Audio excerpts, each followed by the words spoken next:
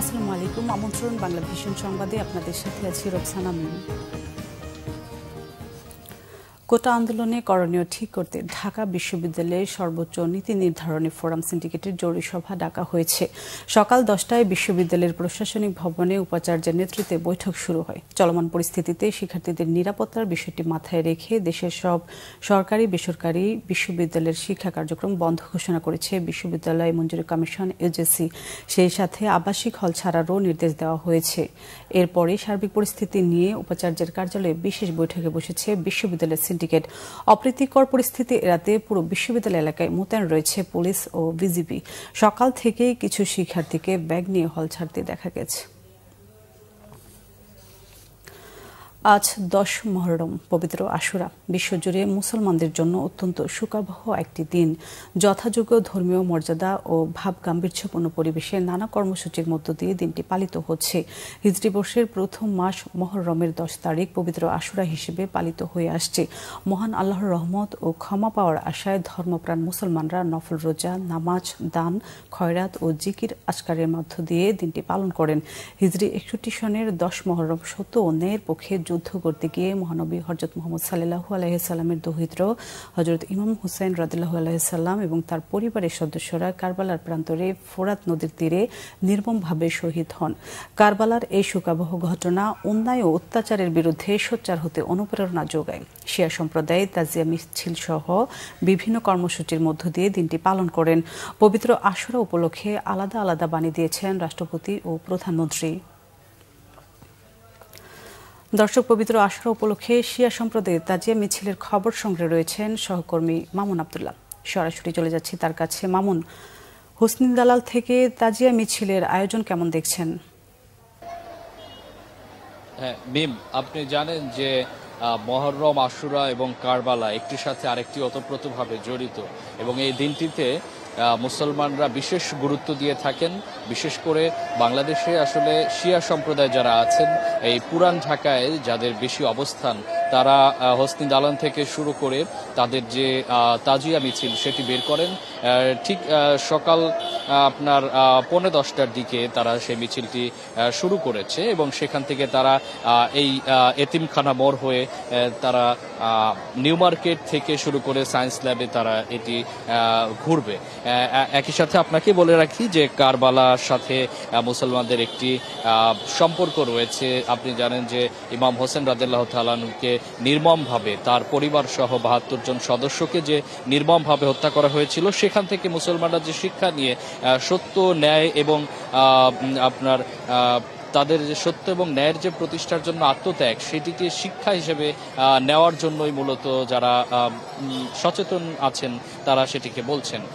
তবে এই দিনে আসলে অতিরিক্ত মরসিয়া না করে আত্মত্যাগের যে শিক্ষা, সেটিকে যেন মুসলমান কাজে লাগাতে পারে সেদিকে বিশেষভাবে নজর দেওয়ার পরামর্শ দিচ্ছেন ইসলামী চিন্তাবিদরা। একই সাথে এই তাজিয়া মিছিলের সাথে আরও একটি বিষয় সম্পৃক্ত, এখানে যাতে কোনো ধরনের শৃঙ্খলা পরিপন্থী কোনো ধরনের কাজ যাতে না হয়, সেই জন্য কিন্তু পুলিশের পর্যাপ্ত নিরাপত্তা ব্যবস্থা আমরা চোখে পড়েছে।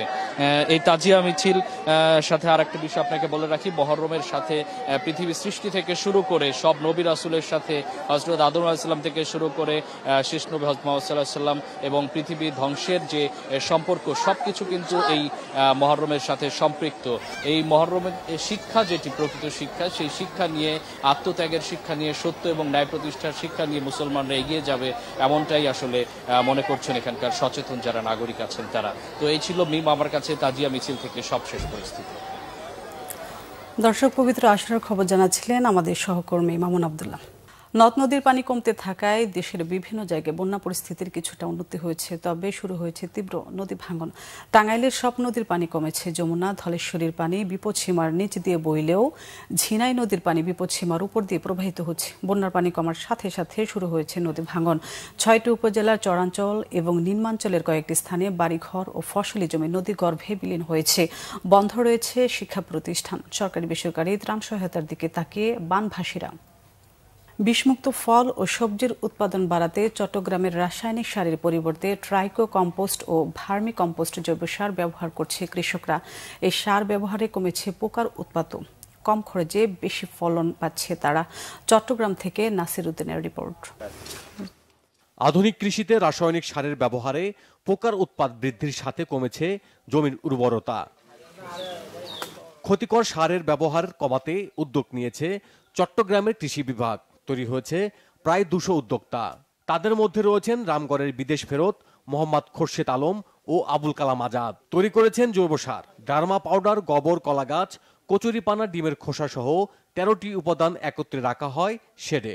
40 দিন পচন ক্রিয়ার মাধ্যমে তৈরি হয় উৎকৃষ্ট মানের জৈব সার।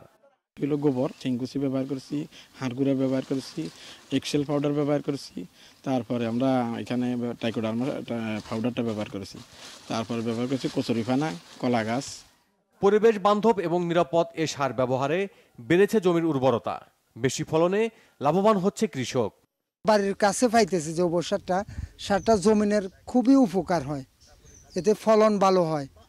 আমরা এটা কাকরল খেতে, কাগজি বাগানে, তারপর আমাদের গামারি বাগান আছে, সেগুনের বাগান আছে, ওগুলোতে আমরা সবগুলোতে আমরা এখন জৈব সার ব্যবহার করি। জমিনের ক্ষতি হয় না, ফসলের ভালো উপকার হয়। নেই পোকার তেমন উৎপাত, কম খরচে বেশি ফলনে এই সারের চাহিদাও বেড়েছে বেশ। আমাদের পরিবেশের ভারসাম্য রক্ষা করে, পরিবেশের কোনো ক্ষতি করে না এবং জৈবিকভাবে ফসল উৎপাদনের জন্য এই টাইকো কম্পোস্ট অত্যন্ত গুরুত্বপূর্ণ। জমিতে যদি ব্যবহার করা যায় ফসল বৃদ্ধি হবে এবং তার কৃষকের উৎপাদনটা ব্যয় কমবে। সার তৈরিতে সহযোগিতা দিচ্ছে সরকারি বেসরকারি বিভিন্ন সংস্থা। ট্রাইকো কম্পোস্টে 13টি উপাদান আছে, এই উপাদানগুলো অন্য সারে নেই এবং ট্রাইকো কম্পোস্ট মানুষ আগে ব্যবহার করতো না, মানুষ আসলে জানতো না ট্রাইকো কম্পোস্ট কী জিনিস। কৃষকরা মনে করছে যে আমরা এটাই ব্যবহার করব এবং কেমিক্যাল সারগুলো থেকে তারা দূরে সরে আসছে। কৃষি গবেষকরা বলছেন রাসায়নিক সারের ব্যবহার কমে গেলে কৃষিতে যোগ হবে নতুন মাত্রা। Bangla vision news desk. এই ছিল এখনকার মতো। পরের সংবাদ বেলা 12টায় দেখার আমন্ত্রণ রইল। এছাড়া বাংলা ভিশন সংবাদ ও সংবাদ সংশ্লিষ্ট অনুষ্ঠান দেখতে ভিজিট করুন www.bpnews24.com ও facebook.com/banglavisionnews এবং সাবস্ক্রাইব করুন youtube.com/banglavisionnews। এতক্ষণ সাথে থাকার জন্য ধন্যবাদ।